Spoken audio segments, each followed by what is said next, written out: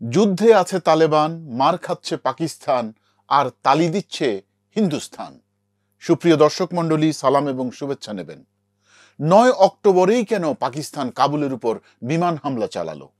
৯ অক্টোবরের আগে অথবা পরে নয় কেন? এই হামলা কি শুধুই জঙ্গলি দমন, নাকি অন্য কোনো ঘটনা আছে? ৯ অক্টোবরে তো তালেবানের অন্যতম নেতা এবং আফগান পররাষ্ট্রমন্ত্রী আমির খান মুত্তাকি ৬ দিনের রাষ্ট্রীয় সফরে ভারতে গেলেন। তবে কি আফগানিস্তান আর ইন্ডিয়ার মধ্যকার উষ্ণ সম্পর্ক পাকিস্তানকে দুঃখ দিয়েছে? সেই দুঃখ সইতে না পেরেই কি পাকিস্তানের এই হামলা?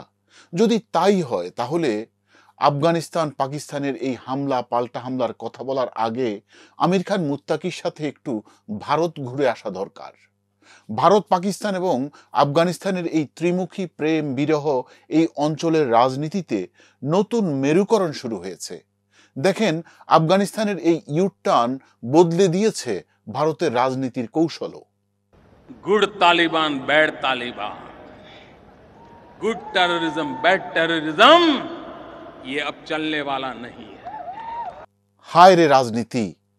মোদি এখনো গদিতে, তালেবান এখন আরো শক্তিশালী, আরো বেপরোয়া, আরো বেশি উগ্রবাদী। তাহলে কি করে মোদির মতি উল্টে গেল? বিজেপির ভারতে বিশ্বের অন্যতম জঙ্গলি উগ্রবাদী নেতা কি করে এতটা আদর যত্ন পাচ্ছে? তাহলে কি পাকিস্তানের বন্ধুত্ব, পাকিস্তানের কৃতিত্ব অস্বীকার করছে তালেবান? গত ৪০ বছর পাকিস্তান কি দুধ দিয়ে কালসাপ মুছেছে? তাহলে কি করে হবে মুসলমান মুসলমান ভাই ভাই? পাকিস্তানের চিরশত্রু ইন্ডিয়ার সাথে এ আবার কেমন প্রেম? जिस मुल्क से, जिस सरजमीन से उनको फायदा मिल रहा है, उस मुल्क के साथ दुश्मनी कर रहे हैं। আফগানিস্তানের পররাষ্ট্রমন্ত্রী আমির খান মুত্তাকি অক্টোবরের ৯ তারিখ থেকে ১৬ তারিখ অর্থাৎ ৬ দিনের রাষ্ট্রীয় সফরে ভারতে ছিলেন। আমির ১৬ অক্টোবর পর্যন্ত ভারতেই থেকেছেন। এরই মধ্যে অর্থাৎ ১১ অক্টোবর আফগানিস্তান সীমান্তরক্ষী বাহিনী পাকিস্তানের সীমান্ত চৌকিতে মোটর হামলা চালিয়ে পাকিস্তানি সীমান্তরক্ষী বাহিনীর সদস্যদের হত্যা করেছে। এই হত্যার সংখ্যা অবিশ্বাস্য। এরপর শুরু হয় পাকিস্তানের পাল্টা আক্রমণ। উভয় পক্ষ এখন যুদ্ধে লিপ্ত। এখন পাকিস্তানের বিবৃতি হচ্ছে ইন্ডিয়ার উস্কানিতে সীমান্তে হামলা চালিয়েছে আফগান সেনারা। সন্দেহ থেকেই যায়, তাহলে আফগান সেনাদের এখন কে নির্দেশ দিচ্ছে, আফগানিস্তান না ভারত? भारत का अफगानिस्तान को जो बेस ऑफ ऑपरेशंस के तौर पे दहशतगर्दी में इस्तेमाल हो रहा है, ये नंबर उसको अया करता है। পাকিস্তান বলছে তারা যেই বিমান হামলা করেছে তা কিন্তু কাবুলের বিরুদ্ধে ছিল না, এটি ছিল আফগানিস্তানের অবস্থানরত জঙ্গলি সংগঠন তেহরিকি তালেবান টিটিপির পাকিস্তানের যোদ্ধাদের বিরুদ্ধে। এই জঙ্গলিরা কাবুলে লুকিয়েছিল, যেখানে পাকিস্তান বিমান হামলা করেছে। এখন যে যাই বলুক, যতই বন্ধুত্ব থাকুক, এভাবে কি এক দেশ আরেক দেশের অভ্যন্তরে বিমান হামলা চালাতে পারে? এখন ভারতীয় রাজনৈতিক বিশ্লেষকরা বলছেন আফগান পররাষ্ট্রমন্ত্রী ভারত পৌঁছতে না পৌঁছতেই পাকিস্তানের আফগান আক্রমণ। এ আবার কেমন আঞ্চলিক সহযোগিতা? To save the lives and properties of Pakistani citizens and to protect the territorial integrity of Pakistan, we are doing and we will continue to do whatever is necessary. দর্শক, আফগানিস্তানের পররাষ্ট্রমন্ত্রী আমির খান মুত্তাকির ভারত সফর নিয়ে ভারতীয় মিডিয়া এবং সুশীল সমাজে চলছে তোলপাড়। কারণ ভারত এবং ভারতীয়দের দৃষ্টিতে তালেবানরা হচ্ছে সন্ত্রাসী সংগঠন। অনেক যুদ্ধ সংঘাতের পর তালেবান এখন ক্ষমতায় থাকলেও তালেবানের উগ্রবাদী মতাদর্শের তো কোনো পরিবর্তন হয়নি। তাহলে ভারত কেন তালেবানের সাথে নতুন করে সম্পর্ক স্থাপন করছে? ভারতের পররাষ্ট্রমন্ত্রী শ্রী জয়শঙ্কর অবশ্য এ বিষয়ে এখনো কোনো ধরনের পরিষ্কার মন্তব্য করেননি। Excellency, we have a shared interest in boosting trade and commerce. I'm glad to note the commencement of additional flights between Kabul and New Delhi. এদিকে ৫ দিনের ভারত সফরে আমির তার প্রথম বৈঠকে কোনো নারী সদস্যকে উপস্থিত থাকতে দেয়নি। এতে করে ভীষণ ক্ষেপেছেন ভারতীয় নারী সাংবাদিক এবং মানবাধিকার কর্মীরা। সামাজিক যোগাযোগ মাধ্যমে তারা চরম প্রতিবাদ এবং প্রতিরোধ গড়ে তুলেছেন। তাতে আমির খান মুত্তাকি কিছুটা নরম হয়ে গেছে। अब तो खबर ये भी आ रही है कि भारत का जो डेलीगेशन था, ऑफिशियल डेलीगेशन, उसमें से भी महिलाओं को हटा दिया गया था। तालिबान की बातें हिंदुस्तान में क्यों मानी जा रही हैं? और एक बार सोचिए, अगर अभी विदेश मंत्री सुषमा स्वराज होती तो क्या ये मना कर देते उनसे बात करने के लिए? পরে তার প্রেস কনফারেন্সের শর্ত ছিল কোনো নারী সাংবাদিক সেখানে আসতে পারবেন না, যদি কেউ আসে তবে তাদেরকে হিজাব পরে আসতে হবে। কিন্তু কে শোনে কার কথা? নারী সাংবাদিকরা তার অনুষ্ঠানে অংশ নেয়। আমির খান মুত্তাকি নারীদের প্রশ্নবাণে তুলোধুনা হয়ে যায়। নারী শিক্ষা, নারী অধিকার, নারী স্বাধীনতা, নারী নির্যাতন নিয়ে ভারতীয় নারী সাংবাদিকদের কোনো প্রশ্নেরই সুন্দর উত্তর দিতে পারেনি আফগান পররাষ্ট্রমন্ত্রী। কোনোভাবে গোঁগা করে তার সেই সময়টুকু তিনি পার করেছেন। Women and young girls are not stopped from getting education, not stopped from going to schools and colleges. Why are you doing this, sir, in Afghanistan? When will they be allowed to go back and get their right to education? And secondly, do you have any regrets over the brutal killing of internationally acclaimed photojournalist and our colleague Danish Siddiqui? দর্শক, আপনাদের অজানা থাকার কথা নয়, বর্তমান আফগানিস্তানে নারী হয়ে জন্মানোটাই বড় ধরনের ক্রিমিনাল অফেন্স। তালেবানরা আসলে নারীদেরকে শুধু একটা কারণ ছাড়া অন্য কোনো কারণে পছন্দ করে না। ওই কারণে একাধিক নারীতেও তাদের কোনো আপত্তি নেই এবং সেখানে বয়স কোনো ব্যাপার না। এখন তাহলে আফগানিস্তানে ভারতের এমন কি স্বার্থ আছে যে কারণে বর্তমান বিশ্বের অন্যতম বুদ্ধিমান রাজনৈতিক ব্যক্তিত্ব ভারতের পররাষ্ট্রমন্ত্রী শ্রী জয়শঙ্কর এমন একজন নির্বোধকে অভ্যর্থনা জানালেন? ভারত কেন নতুন করে হাইকমিশন স্থাপন করতে যাচ্ছে আফগানিস্তানের কাবুলে? এই সহজ প্রশ্নের কঠিন উত্তর হচ্ছে ভারতের আঞ্চলিক শক্তি, আঞ্চলিক আধিপত্য, ব্যবসার নতুন দিগন্ত। As you are aware, India has introduced a new visa module for Afghan people in April 2025. As a result, we are now issuing greater number of visas, including in medical, business, and student categories. সর্বোপরি কাঁটা দিয়ে কাঁটা তোলার পুরনো কৌশল। শত্রুর শত্রুকে বন্ধু হিসেবে বরণ করতেই পারে। ভারতের জন্য পাকিস্তানের মতো চিরশত্রুকে শায়েস্তা করার জন্য এমন সুযোগ ভারত কেন ছাড়বে? ভারতের পররাষ্ট্রমন্ত্রী জয়শঙ্কর ভালো করেই জানেন তালেবান মুমিনদের মাথা আছে কিন্তু মগজ নাই। যে দুই একজনের মগজ আছে সেই মগজের আবার ব্যবহার নাই। আফগানিস্তানে কেউ যদি তার মাথায় থাকা মগজ বুদ্ধিবৃত্তিক কোনো কাজে ব্যবহার করতে চায় তবে আফগানিস্তানের মাটিতে তার বেঁচে থাকার অধিকার নাই।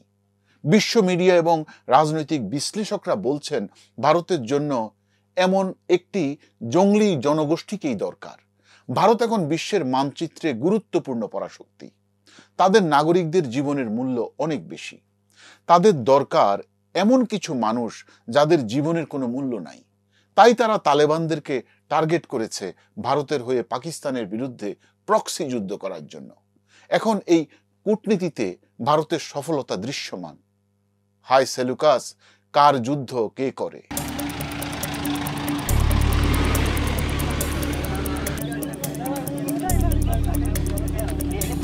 পাকিস্তানের অভিযোগ, তেহরিকি তালিবান পাকিস্তান টিটিপি আফগান পাকিস্তান বর্ডার এলাকায় পাকিস্তানি প্রতিরক্ষা বাহিনীকে টার্গেট করে যে সকল হামলা চালায় এর পেছনে তালিবান সরকারের ইন্ধন আছে। অর্থাৎ তালিবান সরকার টিটিপিকে অস্ত্র এবং অর্থ সাহায্য দিয়ে পাকিস্তানের নৈরাজ্য সৃষ্টির চেষ্টা করছে। পাকিস্তানের দাবি তালেবানরা তাদের সাম্রাজ্যবাদী চিন্তা থেকে এই নেক্কারজনক ঘটনা ঘটাচ্ছে। তারা তেহরিকি তালেবানকে সাহায্য করছে পাকিস্তানে তাদের তথাকথিত ইসলামিক আমিরাত সম্প্রসারণের জন্য। এমনকি কদিন আগে তেহরিকি তালিবানের 17 সদস্যকে গুলি করে হত্যা করেছে পাকিস্তানের নিরাপত্তা বাহিনী, যার মধ্যে ফয়সাল হোসেন নামে এক বাংলাদেশিও মারা যায়। পাকিস্তান দীর্ঘকাল ধরে আফগানিস্তান পাকিস্তান বর্ডারের বিশাল দেশ বেলুচিস্তান নিয়ে সংকটে আছে। বেলুচরা স্বাধীনতাকামী, আবার এর উপর দক্ষিণাঞ্চলে আফগানিস্তানের হেলমন্দ এবং কান্দাহার প্রদেশের সাথে সীমান্ত। এই অংশে চোরাচালান, বিদ্রোহী যাতায়াত এবং সীমান্ত বিরোধ নিয়ে সমস্যায় আছে পাকিস্তান। খাইবার পাখতুনখোয়া এলাকার এই নতুন সংকট পাকিস্তানকে বড়ই বেকায়দায় ফেলেছে। এটি আফগান সীমান্তের সবচেয়ে উত্তপ্ত অঞ্চল। এখানে উপজাতীয় এলাকা, এটি খাইবার উত্তর দক্ষিণ এবং ওয়াজিস্তান, এখানকার সীমান্তে প্রায় সংঘর্ষ আর সন্ত্রাসী হামলা ঘটে। এই অঞ্চলে সরকারি নিয়ন্ত্রণ প্রতিষ্ঠা করতে পাকিস্তান সরকার হিমশিম খায়, যে কারণে এখানকার নিয়ন্ত্রণ রক্ষার জন্য আফগানিস্তানের সহযোগিতা দরকার। অথচ এখানকার তেহরিকি তালিবান পাকিস্তান টিটিপির হাতে থাকা অত্যাধুনিক অস্ত্র পাকিস্তানকে চিন্তায় ফেলেছে। পাকিস্তানের দাবি, কোনো দেশের সরকারি মদদ না থাকলে কোনোভাবেই টিটিপির হাতে এই ধরনের অস্ত্র থাকা সম্ভব নয়। যদিও বর্তমান আফগানিস্তানের তালিবান সরকার পাকিস্তানের এই সকল অভিযোগ অস্বীকার করে আসছে। د تیرې شپې عملیات افغانستان اسلامي امارت له خوا نه پیل شول، هغه انتقامي عملیات چې د دوی د نقض د حریم পাকিস্তান সরকার এই জঙ্গলি গোষ্ঠীর বিরুদ্ধে কোনো প্রতিরোধমূলক ব্যবস্থা নিতে পারে না, কারণ তেহরিকি তালেবান টিটিপি হামলা শেষে আফগানিস্তানে এসে আশ্রয় নেয়। পাকিস্তান বারবার অভিযোগ করছে আফগান সরকার এই সকল জঙ্গলি জিহাদিদের আশ্রয় প্রশ্রয় দেয়। আবার পাকিস্তান এবং আফগানিস্তানের সীমান্তে দুরান লাইন নিয়ে ঐতিহাসিক বিরোধ আছে। 1893 সালে ব্রিটিশ ভারতের পররাষ্ট্রমন্ত্রী স্যার মার্টিমার দুরান্দ ও আফগানিস্তানের আমির আব্দুর রহমান খানের মধ্যে এই সীমান্ত চুক্তি হয়। আফগানিস্তান এই রেখাকে কখনো আনুষ্ঠানিকভাবে আন্তর্জাতিক সীমান্ত হিসেবে স্বীকৃতি দেয়নি। এখানকার পাশতুন জনগোষ্ঠী নিজেদের জন্য, নিজেদের জাতীয়তা রক্ষার জন্য আলাদা ভূখণ্ড চায়। আফগানিস্তান আনুষ্ঠানিকভাবে এই অঞ্চলকে পাকিস্তানের অংশ হিসেবে স্বীকৃতি দিতে চায় না। পাকিস্তান 1947 সালে স্বাধীন হওয়ার পর থেকে এটিকে তাদের বৈধ আন্তর্জাতিক সীমানা দাবি করে আসছে। একসময় পাকিস্তান আফগান তালেবানদের সমর্থন দিলেও 2021 সালে শেষবারের মতো ক্ষমতায় আসার পর থেকে পাকিস্তানের সাথে চোখ পাল্টি দিয়েছে আফগানিস্তান। পাকিস্তান চায় তালেবানরা টিটিপিকে দমন করুক, কিন্তু আফগানিস্তান তেমন সাড়া দেয় না। আফগানিস্তানের গোপন বাসনা তারা এগিয়ে যাক। পাকিস্তান চায় পাকিস্তান আফগান সীমান্তে বিতর্কিত এলাকা দুরান্ড অঞ্চলকে পাকিস্তানের অংশ হিসেবে স্বীকৃতি দিক। আফগানিস্তান পাত্তা দেয় না। পাকিস্তান চায় আফগানিস্তানে বিনা বাধায়, বিনা শুল্কে পাকিস্তানি পণ্যবাহী ট্রাক আফগানিস্তানে ঢুকে পড়ুক, কিন্তু আফগানিস্তান তা মানে না। তালেবানদের সব থেকে দুঃসময়ে পাশে ছিল পাকিস্তান, কিন্তু বর্তমানে তালেবান সরকারের এই ক্রমাগত প্রতিরোধে ক্ষেপে আছে পাকিস্তান। এরই মধ্যে আন্তর্জাতিক শরণার্থী নীতি অমান্য করে পাকিস্তানে থাকা প্রায় 10 লক্ষ আফগান শরণার্থীকে বহিষ্কার করেছে পাকিস্তান। আফগান সরকার সে সকল আফগান শরণার্থীদের বিনা বাধায় গ্রহণ করতে বাধ্য হয়েছে। د ټولو امبولانسونه میرویس روغتون ټول را رسولي دي، کار په روان دی، خدمت کیږي، کوم زخمیان چې راځي موږ ته زنانه ماشومان। সম্প্রতি আফগান পাকিস্তান সীমান্তে সংঘর্ষে 58 জন পাকিস্তানি সৈন্য নিহত হয়, যদিও পাকিস্তান দাবি করে মাত্র 23 জন। পাকিস্তান মায়ের খেয়ে মায়ের গোপন করছে, তবে তালেবানের মৃত্যুর সংখ্যা শত শত। দুই দেশের বর্ডার বন্ধ করা হয়েছে, বন্ধ হয়ে গেছে সব ধরনের পারস্পরিক সহযোগিতা। সাধারণ মানুষ, সব সিভিল নাগরিকরা প্রাণ রক্ষা করার জন্য দুই দিকে ছড়িয়ে পড়ছে। দুই দেশের মধ্যে চলছে যুদ্ধ, উত্তেজনা বাড়ছে, হতাহতের খবরও বাড়ছে দুই দেশের প্রতিরক্ষা বাহিনীর মধ্যে। এখন দুই দেশই কাতার এবং সৌদি আরবের কাছে মধ্যস্থতার জন্য ধর্ণা দিচ্ছে, কিন্তু সাহায্যের গতি খুবই কম। তারা ব্যস্ত আছেন ফিলিস্তিন নিয়ে। وصل اتفاق شرم الشيخ لإنهاء الحرب في غزة। এই ধরনের সমস্যার দীর্ঘমেয়াদী সমাধান প্রায় অসম্ভব। এখানে পাকিস্তানের চাওয়া একতরফা, আবার তালেবানের পিঠ থেকে গেছে দেয়ালে। পাকিস্তানকে তালেবানি রাষ্ট্র বানাতে তালেবানদের দীর্ঘমেয়াদী স্বপ্ন তো আছেই। আয়তনের দিক থেকে পাকিস্তান আফগানিস্তানের আয়তন সামান্য বড় ছোট, কিন্তু আফগানিস্তানের দুর্লভ তামা, সোনা, লিথিয়াম, দুর্লভ পাথর এবং তেল গ্যাস খনিতে বিশ্বের চোখ পড়ে আছে, যার মূল্য $1 ট্রিলিয়ন বেশি।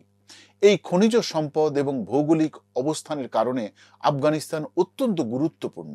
Your invitation to Indian companies to explore mining opportunities in Afghanistan is also deeply appreciated.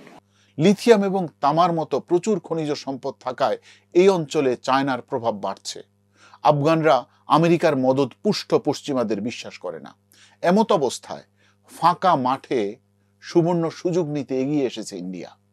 তালেবানদের জন্য পাকিস্তানের চাইতে ইন্ডিয়াই হতে পারে ভালো অপশন।